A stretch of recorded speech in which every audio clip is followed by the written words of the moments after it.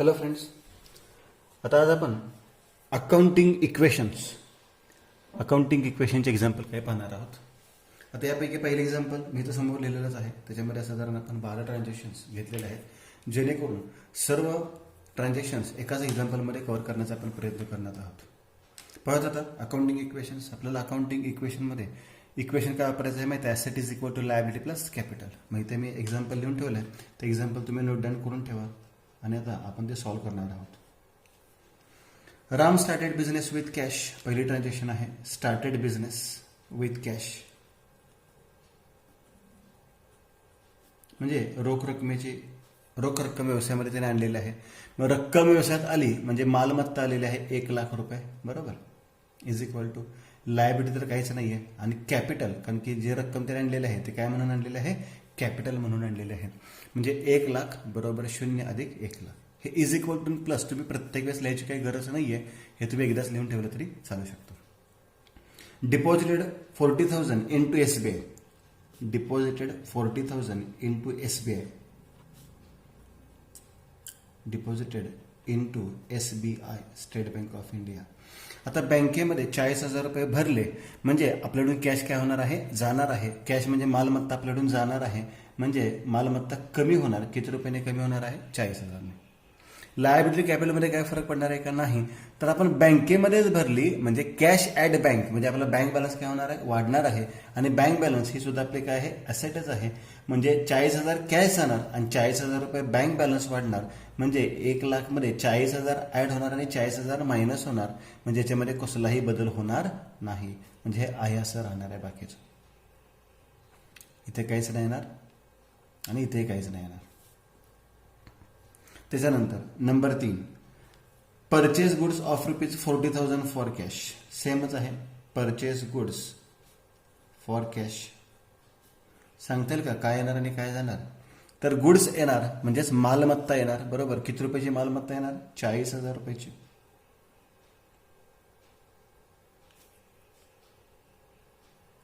आणि कॅश पर किती रुपये जाणार आहे, 40,000. म्हणजे मालमत्ता जाणार, किती रुपयाची मालमत्ता जाणार आहे, 40,000ची. म्हणजे याच्यामध्ये परत एकदा काही बदल झालेला नाही आहे. आणि इकडे 0 असंच राहील. आणि ही जी व्हॅल्यू होती ती ॲज इट इज आपण ठेवूयात, त्याच्यामध्ये काही बदल होत नाही आहे. Is equal to 0 plus 1,00,000. बघा, माल आला म्हणजे गुड्स स्टॉक आलेला, आपल्याला मालमत्ता आलेली 40,000 रुपयाची. आणि कॅश गेली म्हणजे मालमत्ताच गेलेली आहे, कारण की गुड्स आणि कॅश दोन्ही ॲसेटच आहेत, बरोबर. म्हणजे ॲसेट आले आणि ॲसेट गेली. चौथी transaction, purchase goods of ₹25,000 from Rahim on credit. आता ही ट्रान्झॅक्शन थोडीशी डिफरंट आहे. Purchase goods from Rahim, purchase goods from Rahim. आता इथे एक पॉईंट लक्षात येईल की आपल्याकडे माल येणार आहे. किती रुपयाचा माल येणार आहे, 25,000 रुपयाचा. म्हणजे आपली मालमत्ता वाढली 25,000 रुपयाने. परंतु आता इथे आपल्याकडे माल तर आलेला आहे, बरोबर, परंतु कॅश नाही गेली आपल्याकडून कॅश गेलेली नाही. तर आपल्याला काय करायचं आहे, तेवढी रक्कम देणे आहे. तेवढी रक्कम कोणाला देणं आहे, तर रहीमला देणं आहे. म्हणजे ते आपली काय झाली, लायबिलिटी झाली. म्हणजे आपलं देणं वाढलेलं आहे 25,000 रुपयाने. इकडे काहीच फरक पडलेला नाही आहे. म्हणजे इथे ॲसेट्स येणार 1,25,000, बरोबर. लायबिलिटी किती येणार, 25,000. आणि कॅपिटल किती येणार आहे, 1,00,000 रुपये. या पद्धतीने म्हणजे इथे उधारीने माल खरेदी केला म्हणजे माल आला म्हणून मालमत्ता वाढली आणि देणं सुद्धा वाढलं. आपलं किती रुपये देणं वाढलं, 25,000 रुपये देणं वाढलं. कॅपिटलमध्ये काही फरक पडलेला नाही. त्याच्यानंतर number 5, sold goods of ₹50,000 for cash. Sold goods for cash, sold goods for cash. सांगताय का, माल विकला म्हणजे माल जाणार आपल्याकडून, बरोबर. किती रुपयाचा माल जाणार, 50,000 रुपयाचा. आणि तेवढीच रक्कम सुद्धा येणार आहे, म्हणजे कॅशच येणार आहे. म्हणजे दोन्हीही मालमत्ताच आहेत. मालमत्ता येणार आणि मालमत्ता जाणार, म्हणजे काही फरक पडणार नाही. इथे 0 असणार आहे, इथं 0 असणार आहे. ह्याच्यामध्ये कुठलाही बदल झालेला नाही आहे. म्हणजे हे 25,000 रुपये आहे असेच राहिलेले आहेत, प्लस हे 1,00,000 रुपये आहे असेच राहिलेले आहेत. सिंपल ट्रान्झॅक्शन आहेत, लक्षात घ्या. जसं परचेस गुड्स फॉर कॅश आहे तसं सोल्ड गुड्स फॉर कॅश आहे. पण परचेस गुड्स ऑन क्रेडिट आहे, तसं सोल्ड गुड्स ऑन क्रेडिट होत नाही. तर तो पॉईंट वेगळा आहे, तो ह्याच्यामध्ये मी कव्हर करण्याचा प्रयत्न केला. Sold goods of ₹30,000 to Roma on credit. Sold goods to Roma. Sold goods to Roma. आता उधारीने माल विकलेला आहे रोमा यांना किती रुपयाचा? 30,000 रुपयाचा. म्हणजे माल जाणार आपल्याकडून 30,000 रुपयाचा माल गेला, मालमत्ता कमी झाली. आता जसं आपण माल खरेदी केला होता तेव्हा माल आला होता, प्लस केला होता आणि लायबिलिटी सुद्धा प्लस केली होती. पण इथे माल आपण काय केला? विक्री केलेला आहे. आता 30,000 रुपयाचा माल विकला, कॅश मिळाले का आपल्याला? नाही. पण आपल्याला पैसे येणे आहेत. कोणाकडून पैसे येणे आहेत? रोमाकडून. आणि ती डेटर झाली आपली. डेटर म्हणजे असेट झाली, म्हणजे पैसे येणे आहेत. म्हणजे परत एकदा मालमत्ता वाढली 30,000 रुपयानेच. म्हणजे इथे काही फरक पडलेला नाही. आणि तिथले सुद्धा व्हॅल्यूज झिरोच आहेत. म्हणजे इथे आहेच 25,000 येतील आणि इथे आहेच किती येणार आहेत? 1,00,000 रुपये येणार आहेत. म्हणजे purchase goods sold goods for असेल किंवा सोल्ड गुड्स ऑन क्रेडिट असेल तर दोन्हीचं पॉईंट सेमच येणार आहे. ॲसेटच वाढणार आणि ॲसेटच कमी होणार आहे. त्याच्यानंतर 7व्या ॲडजस्टमेंट काय बघा, ट्रान्झॅक्शन काय बघा, रिसिव्ह डिव्हिडंड ₹4,000. आता रिसिव्ह डिव्हिडंड म्हणजे लाभांशाचे पैसे मिळालेले आहेत आणि मी तुम्हाला सांगितलेलं आहे उत्पन्नाचे पैसे मिळाले तर आपले पैसे म्हणजे मालमत्ता वाढणार. किती रुपयाने वाढणार? 4,000 रुपयाने. आणि त्यासोबत आपलं काय वाढणार आहे? कॅपिटल वाढणार आहे. जेव्हा उत्पन्न मिळतं तेव्हा कॅपिटल वाढतं आणि जेव्हा खर्च होतो तेव्हा कॅपिटल काय होतं? कमी होतं. हे लक्षात घ्यायचं आहे. म्हणजे इथे किती झाले? 1,29,000. बरोबर. इथे काय फरक पडला आहे का? नाही. 25,000 आणि इथे किती आहेत? 1,04,000. उत्पन्नाचे पैसे आले, कॅपिटलमध्ये ॲड करा, ॲसेटमध्ये ॲड करा. खर्चाची रक्कम दिली, ॲसेटमधून सुद्धा लेस करा आणि कॅपिटलमधून सुद्धा लेस करा. हा एक पॉईंट तुम्हाला लक्षात ठेवायचा आहे. पुढची ट्रान्झॅक्शन, पेड सॅलरी. पगाराचे पैसे दिले. पेड सॅलरी आत्ता सांगितलं मी. आता पगाराचे पैसे दिले म्हणजे आपली मालमत्ता कमी होणार. किती रुपये कमी होणार? 12,000 रुपये कॅश जाणार आपल्याकडून. म्हणजे 12,000 वजा केले तर वजा बाकी आली 1,17,000. कॅपिटल लायबिलिटीला काहीच फरक पडला नाही. कॅपिटलमधून 12,000 जाणार आपले. लक्षात घ्या. खर्चाची रक्कम दिली म्हणजे इथून सुद्धा वजा होणार आहेत आणि इथून सुद्धा वजा होणार आहेत. हे प्लसकडे तुम्ही लक्ष देऊ नका. हे त्याच्यामध्ये कन्फ्युजन होण्याची शक्यता आहे म्हणून प्रत्येक ठिकाणी लिहिलेलं नाही. तर इथे काहीच फरक पडलेला नाही आहे. म्हणजे इथे किती रुपये आलेले आहेत? 25,000 आहे असे झालेले आहेत. प्लस साईन हे वरचं होतं तेच घेतलं आहे. पण हे तुम्ही नाही लिहिलं तरी चालेल. आता 1,04,000 मधून 12,000 गेले, राहिले किती? 92,000 रुपये. म्हणजे 1,17 बरोबर 25 अधिक 92. हे लक्षात ठेवा. त्यानंतर नंबर 9, नवी ट्रान्झॅक्शन. नवी ट्रान्झॅक्शन काय आता? Withdraw cash ₹8,000 from bank for office use आहे. लक्षात घ्या. ऑफिस यूजसाठी बँकेतून पैसे काढलेले आहेत. मग withdrawn cash, withdraw cash for office. आता ऑफिससाठी पैसे काढले तर पैसे व्यवसायात येणार. बरोबर. किती रुपये व्यवसायात येणार आहेत? 8,000 रुपये. म्हणजे रोख रक्कम व्यवसायात आली. आता कुठून काढले पैसे आपण? तर बँकेतून. म्हणजे बँक बॅलन्स आपला कमी झाला म्हणजे मालमत्ताच आपली कमी झाली. दोन्ही ॲसेटचेच पॉईंट आहेत. लायबिलिटीला कॅपिटलला काही येणार नाही. परत एकदा समजून घ्या. कॅश आली, कॅश ॲसेटच आहे आणि बँक बॅलन्स कमी झाला, बँक बॅलन्स सुद्धा ॲसेटच आहे. म्हणजे एक ॲसेट वाढली आणि एक ॲसेट काय झाली? कमी झाली. म्हणजे याच्यामध्ये काही फरक पडणार नाहीये. 1,17,000 इथं 0, इथं 0. याच्यामध्ये काही फरक पडलेला नाहीये. हे 25,000 आहे असेच आहेत, हे 92,000 आहे असेच आहेत. फक्त इथं प्लस साईन वापरतो आणि इथं इज इक्वल टू साईन वापरतो. 10वी transaction, withdraw cash 10,000 from bank for personal use. आता हा पॉईंट महत्वाचा आहे बघा. Withdraw cash for personal use. आणि मी तुम्हाला सांगितले जेव्हा जेव्हा पर्सनल यूज शब्द येतो तेव्हा तेव्हा ड्रॉइंग्स म्हणतो आपण. बरोबर. मग ड्रॉइंग्स आता बँकेतून पैसे काढू देत किंवा व्यवसायातून पैसे काढू देत. व्यवसायातून पैसे जाणारच आहेत. एक तर रोख सरबत जातील किंवा बँक बॅलन्स कमी होईल. म्हणजे व्यवसायातून पैसे काढले तर आपली मालमत्ता कमी होणार आहे. किती रुपयाने मालमत्ता कमी होणार आहे? 10,000 रुपयाने मालमत्ता कमी होणार आहे. म्हणजे इथे फक्त 1,07,000 रुपये राहिले. आता दुसरा पॉईंट महत्वाचा लक्षात येईल का तुमच्या? हे ड्रॉइंग्स आहेत आणि ड्रॉइंग्स नेहमी काय करतो सांगा बरं? ड्रॉइंग नेहमी कॅपिटलमधून लेस करतो. कारण की ड्रॉइंग्स म्हणजे आपण जे पैसे गुंतवलेले होते त्यातून आपण पैसे काढून घेतले. म्हणजे आपलं कॅपिटल काय झालेलं आहे? कमी झालेलं आहे. इथं काहीच बदल झालेला नाही आहे. म्हणजे इथे किती येणार आहेत? 25,000 रुपये आहे असेच येणार आहेत. म्हणजे लक्षात घ्या. ड्रॉइंग्समध्ये कॅपिटल नेहमी काय होतं? कमी होतं. ते आपण कॅपिटलमधून काय केलेलं आहे? लेस केलेलं आहे. पुढची transaction, sold goods of ₹12,000. Sold goods of ₹12,000 at profit of ₹2,000. आता ही ट्रान्झॅक्शन खूप महत्वाची आहे. म्हणजे माल विकलाय आपण. किती रुपयाचा माल विकला? 12,000चा. आणि प्रॉफिट किती रुपये झालाय? 2,000. म्हणजे 14,000 रुपयाला माल विकला. थोडक्यात काय होणार? 12,000चा माल 14,000 रुपयाला आपण विक्री केला. आता ही ट्रान्झॅक्शन नीट समजून घ्या. बघा, सोल्ड गुड्स ॲट प्रॉफिट म्हणतो मी. Sold goods at profit. चला आता नीट समजून घ्या. 12,000चा माल विकला म्हणजे माल 12,000 रुपयाचा जाणार, मालमत्ता जाणार आपली 12,000 रुपयाची. याला मी स्टॉक म्हणतो, लक्षात घ्या. याला काय म्हणतोय मी? स्टॉक. 12,000 रुपयाचा माल गेला, पण 2,000 रुपये प्रॉफिटने विकलाय. म्हणजे कॅश किती रुपये मिळणार सांगा आपल्याला? याच्यातून आपल्याला कॅश किती मिळणार? 14,000 रुपये. म्हणजे परत मालमत्ता वाढली, किती रुपयाने वाढली? 14,000 रुपयाने वाढली. त्याला आपण काय म्हणूयात? कॅश म्हणूयात. नीट अर्थ समजून घ्या. 12,000चा माल गेला आणि 14,000 रुपये मिळाले. ह्याचा अर्थ काय झाला? तर 12,000 रुपयाचा माल गेला म्हणजे मालमत्ता कमी झाली आणि 14,000 रुपये कॅश आली म्हणजे मालमत्ता वाढली.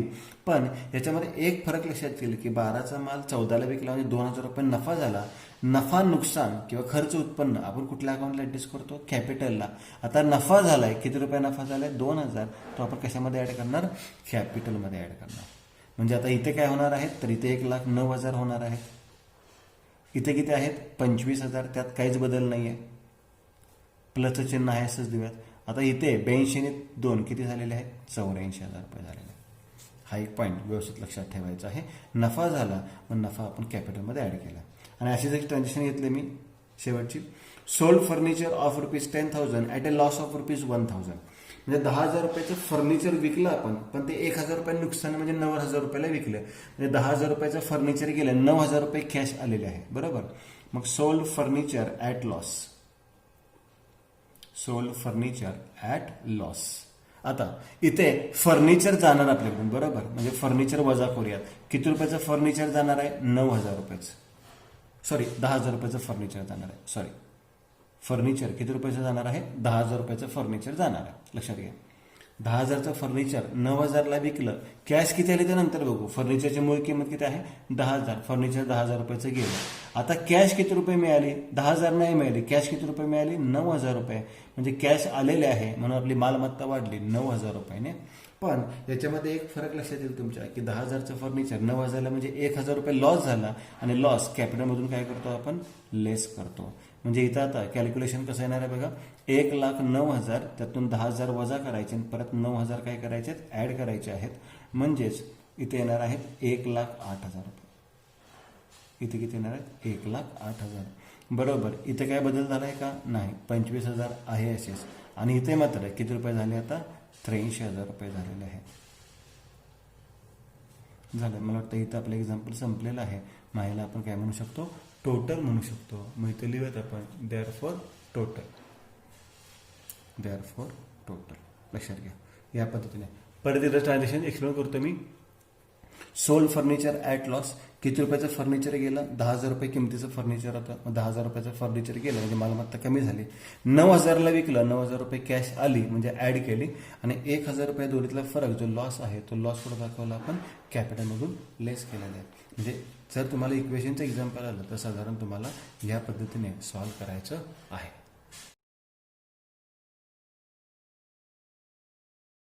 ठीक आहे. अजून एक एक्झाम्पल पाहायचं होतं आपण. चला तर पाहायचं होतं.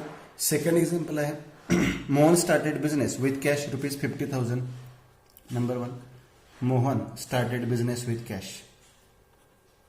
स्टार्टेड बिझनेस विथ कॅश म्हणजे मोहनने व्यवसायामध्ये किती रुपये रोख आणलेले आहेत? 50,000 रुपये रोख आणले. म्हणजे मालमत्ता वाढली. 50,000 रुपये मालमत्ता आणलेली आहे. लायबिलिटी 0. कॅपिटलमध्ये आता भांडवल आणलेलं आहे. किती रुपये? 50,000 रुपये भांडवल आणलेलं आहे. ठीक आहे. आता त्याच्यानंतर ट्रान्झॅक्शन नंबर 2. काय ट्रान्झॅक्शन आहे? Paid for advertisement ₹5,000. Paid for advertisement. Simple point लक्षात घ्या. जाहिरात खर्च दिला म्हणजे पैसे येणार की जाणार? किती रुपये पैसे जाणार? 5,000 रुपये. पैसे म्हणजेच रोख रक्कम. म्हणजे मालमत्ता कमी झाली. किती रुपयाने कमी झाली? 5,000 रुपयाने. 45,000 रुपये झाले. खर्च आहे आणि मी सांगितलंय खर्चाची रक्कम आपण कशातून लेस करतो? कॅपिटलमधून लेस करतो. म्हणजे ह्या 50,000 मधून 5,000 वजा झाले म्हणजे इथे किती झालेले आहेत? 45,000 रुपये. लायबिलिटीमध्ये काहीच बदल नाही आहे आणि इज इक्वल टू हे प्लस साईन मी वरचं आहे असं कॉपी करून दिलेलं आहे. त्यानंतर number 3. Purchase goods of ₹20,000 from Sona on credit आहे. आता इथे पॉईंट लक्षात घ्या. Purchase goods on credit. Purchase goods on credit, उधारीने माल खरेदी केला. माल तर येणार, बरोबर, माल येणार आपल्याकडे, म्हणजे मालमत्ता वाढणार. किती रुपयाचा माल येणार आहे? 20,000 रुपयाचा. म्हणजे 20,000 रुपये मालमत्ता वाढली. पण जर रोखीने खरेदी केला असता तर कॅश गेली असती, म्हणजे ऍसेट कमी झाली असती. पण हा रोखीने खरेदी केला नाही, उधारीने खरेदी केलाय.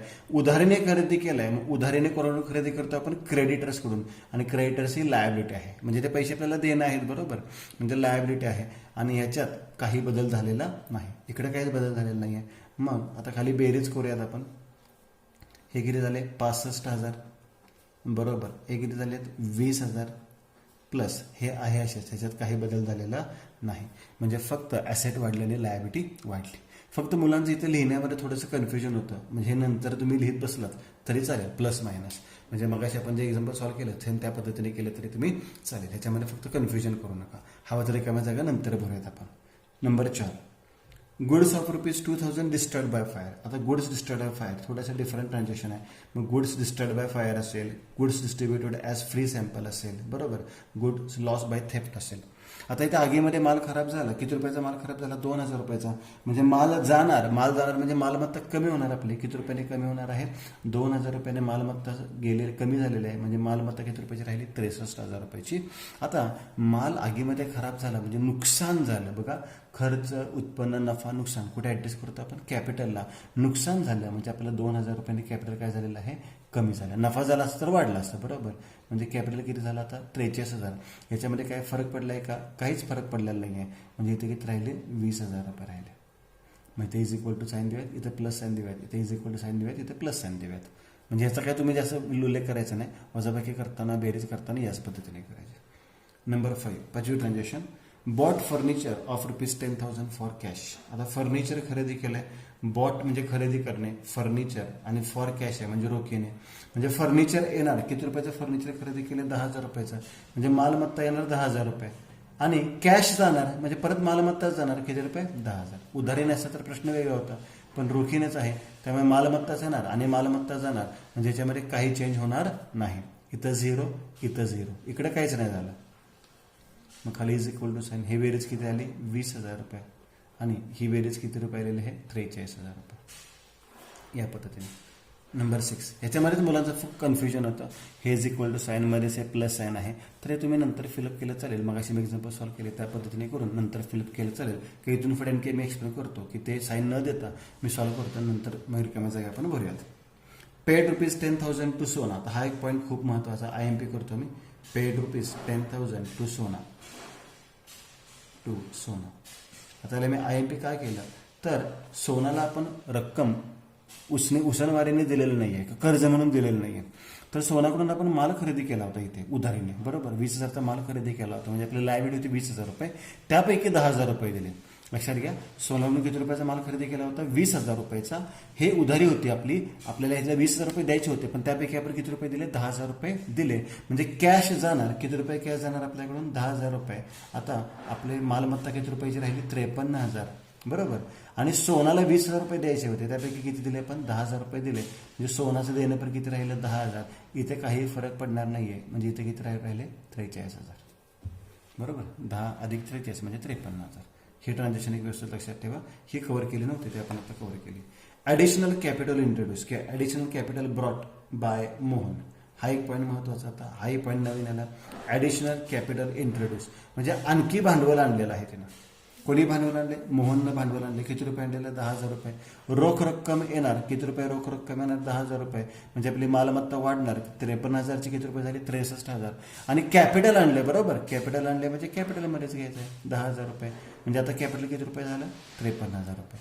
याच्यात काय फरक पडलाय का? नाही. हे 10,000 आहेच आहेत. मग 53 अधिक 10 किती झाले? 63,000 रुपये झाले. Number 8, depreciation on furniture. आता डेप्रिसिएशन म्हणजे घसारा किंवा झीज, बरोबर. घसारा किंवा वस्तूची झाली झीज आहे. Depreciation on furniture. आता एक लक्षात घ्या, मालमत्तेची झीज झाली म्हणजे मालमत्ता वाढणार का कमी होणार? लक्षात घ्या. समजा एक तुम्ही मोबाईल खरेदी केला, 1 वर्ष वापरला, 1 वर्षाने त्याची किंमत वाढणार का कमी होणार? नक्कीच कमी होणार. मग डेप्रिसिएशनमध्ये वस्तूची किंमत कमी होते म्हणजे मालमत्ता काय होते? कमी होते. मग 63,000 ऐवजी किती रुपये झाली? 62,000 रुपये झाले. आता दुसरा महत्त्वाचा पॉईंट, जर मालमत्तेची किंमत कमी झाली तर घसारा किंवा डेप्रिसिएशन हे आपलं काय आहे? नुकसान आहे. आणि नुकसान असेल तर ते नुकसान आपण कुठे ॲडजस्ट करतो, कॅपिटलमध्ये ॲडजस्ट करतो. इथून सुद्धा वजा केले आणि इथून सुद्धा काय करणार आपण, वजाच करणार. म्हणजे आता कॅपिटल किती रुपये राहणार आपलं, 52,000 रुपये राहणार. इथं काहीच फरक पडलेला नाही आहे. म्हणजे इथे किती रुपये झालेले आहेत, 10,000 रुपये झालेले आहेत. लक्षात घ्या. प्लस मायनस मी आता काय देत नाही, त्याच्यामध्ये तुमचं कन्फ्युजन होत जाते. त्याच्यानंतर 9 नंबर, हे पण लक्षात ठेवा व्यवस्थित. परत एकदा सांगतो, डेप्रिसिएशन ऑन फर्निचर म्हणजे वस्तूची किंमत कमी झाली, मालमत्ता कमी झाली म्हणून ॲसेट कमी झाली आणि नुकसान झालं, नुकसान कॅपिटलमधून काय करतो, लेस करतो आपण. Number 9, sold goods of ₹12,000 for ₹15,000. बघा, सोल्ड गुड्स म्हणजे माल विकला, किती रुपयाचा माल आहे, 12चा 15ला विकला म्हणजे ॲट प्रॉफिट. कमी किमतीला विकला असतं तर ॲट लॉस म्हणला असतो, ॲट प्रॉफिट. आधी मला सांगा, आता मगाशी पण हा पॉईंट क्लिअर केला आहे मी, फक्त मगाशी ट्रान्झॅक्शनचा मांडणी वेगळी होती, आता ट्रान्झॅक्शनची मांडणी वेगळी आहे. 12,000चा माल 15,000 रुपयाला विकला, सांगा काय येणार आणि काय जाणार. तरी तुम्ही नक्की सांगू शकता, माल जाणार आणि कॅश येणार. पण कॅश किती येणार आणि माल किती जाणार, बघा जरा विचार करू. माल 12,000चा विकला 15,000ला, म्हणजे कॅश किती येणार, 15,000. बघा, कॅश 15,000 येणार, मग कॅश आपण प्लस करूयात 15,000 रुपये. आणि गुड्स माल किती रुपयाचा जाणार आहे आपल्याकडून, 12,000चा, म्हणजे वजा किती होणार, 12,000 रुपये. परत लक्षात घ्या, 15,000 रुपये कॅश येणार आणि 12,000 रुपयाचा माल जाणार आणि दोन्ही मालमत्ता आहेत म्हणून ॲसेटमध्येच ॲड लेस केलं आणि वजाबाकी करूयात. आता 65,000, बेरीज वजाबाकी किती आली, 65,000. आता अजून एक इफेक्ट होणारच आहे, पण तो लायबिलिटीला होत नाही, तो लायबिलिटीला होत नाही. तर 12,000चा माल 15,000ला विकला म्हणजे आपला नफा झाला का नुकसान, तर नफा. आणि प्रॉफिट कॅपिटलमध्ये काय करतो आपण, ॲड करतो. लॉस असेल तर काय केला असता, लेस केला असता. म्हणजे इथे किती रुपये झाले, 55,000. इथं आहे असेच किती रुपये राहिलेले आहेत, 10,000. 55 10 किती झाले, 65,000. आता number 10, withdraw ₹5,000 for personal use. बघा, आता हा एक पॉईंट महत्त्वाचा आहे. विड्रॉ म्हणजे काढणे, विड्रॉज कॅश म्हणजे रोख रक्कम, फॉर पर्सनल यूज. आणि मगाशी पण मी सांगितलं, जेव्हा जेव्हा पर्सनल यूज येईल, प्रायव्हेट एक्सपेन्सेस येतील, तेव्हा त्याला आपण काय म्हणतो, ड्रॉइंग्स म्हणतो. बरोबर, तेव्हा त्याला आपण काय म्हणतो, ड्रॉइंग्स. हा शब्द लक्षात असेल तर तुम्हाला इफेक्ट करणार, अन्यथा इफेक्ट करणार नाही. आता व्यवसायातून पैसे काढले, मग ते बँकेतून काढू देत, व्यवसायातून काढू देत, कुठूनही काढू देत, व्यवसायातून पैसे जाणार म्हणजे तेवढी कॅश कमी होणार व्यवसायातली, म्हणजे मालमत्ता कमी होणार. किती रुपये व्यवसायातून कॅश काढली, 5,000 रुपये. म्हणजे आता कॅश किती रुपये किंवा मालमत्ता किती रुपये राहिली, 60,000 रुपये. लायबिलिटीचा काय संबंधच येत नाही. ड्रॉइंग्स नेहमी काय करतो आपण, सांगा. ड्रॉइंग्स कॅपिटलचे अपोजिट आहे. ड्रॉइंग नेहमी कॅपिटलमधून काय करतात, लेस करतात. म्हणजे इथून 5,000 रुपये लेस करायचे, म्हणजे इथे किती रुपये राहिलेले आहेत, 50,000. म्हणजे इथं काहीच बदल झालेला नाही. किती रुपये, 10,000. आता इथं आपलं एक्झाम्पल काय झालेलं आहे, संपलेलं आहे. आता मग मी सांगितलं की ते प्लस मायनसमध्ये जे कन्फ्युजन होते ते दूर करूयात. आता इथेपर्यंत आलं होतं आपण, इथे इज इक्वल टू साईन द्या, इथे प्लस साईन द्या, ही रेंज पूर्ण करा. बाकी काहीच करायचं नाही तुम्हाला. इथे इज इक्वल टू साईन, इथे is equal to sign, is equal to sign, is equal to, हे फक्त असं या पद्धतीने देऊन ठेवा. काय होतं, मुलांचं खूप कन्फ्युजन होतं हे इज इक्वल टू साईन आणि प्लसमुळे. त्यामुळे मुलांना काहीच कळत नाही कुठे काय केलं, कुठे काय केलं. आणि इथे प्लस साईन द्या फक्त. बाकी आपण संख्यांना सगळे चिन्ह दिलेलीच आहे. जिथं मायनस करायचे तिथं मायनस दिले, जिथं प्लस करायचे तिथं प्लस साईन द्यायची काही गरज पडत नाही. त्यामुळे आणि हे फक्त अंडरलाईन कंप्लीट करा. हे अंडरलाईन जर तुम्ही कंप्लीट केल्या तर तुमचं एक्झाम्पल व्यवस्थित झालेलं आहे. या पद्धतीने तुम्ही एक्झाम्पल फॉर टोटल 60,000 ॲसेट आहे, बरोबर 10,000 अधिक 50,000, लायबिलिटी 10,000 आहे आणि कॅपिटल 50,000 आहे. म्हणजे इक्वेशनचं एक्झाम्पल. आता कितीही टाईप एक्झाम्पल आहे, नॉर्मली पेपरमध्ये 5 ट्रान्झॅक्शन घेतात, आपण इथे 12 ट्रान्झॅक्शन घेतलेत, इथं आपण 10 ट्रान्झॅक्शन घेतलेले आहेत. आणि जवळपास आपण याच्यामध्ये 4 ते 5 एक्झाम्पल कव्हर करण्याचा प्रयत्न केला. याचं प्रॅक्टिस केलं तरी पुष्कळ आहे, याच्यापेक्षा जास्त काही तुम्हाला वेगळ्या परीक्षेमध्ये विचारलं जाणार नाही. याचा व्यवस्थित अभ्यास करा आणि ह्याचे स्क्रीनशॉट काढून ठेवा. हे पहिलं एक्झाम्पल होतं, हे पहिलं एक्झाम्पल इथे सॉल्व्ह करून दिलेलं आहे. हे नंबर 1 इथे एक्झाम्पल आहे, इथं सोल्युशन 1 म्हणतो मी. आणि हे दुसरं एक्झाम्पल आहे, ते दुसरं एक्झाम्पल आपण इथे सॉल्व्ह करूया. थँक्यू.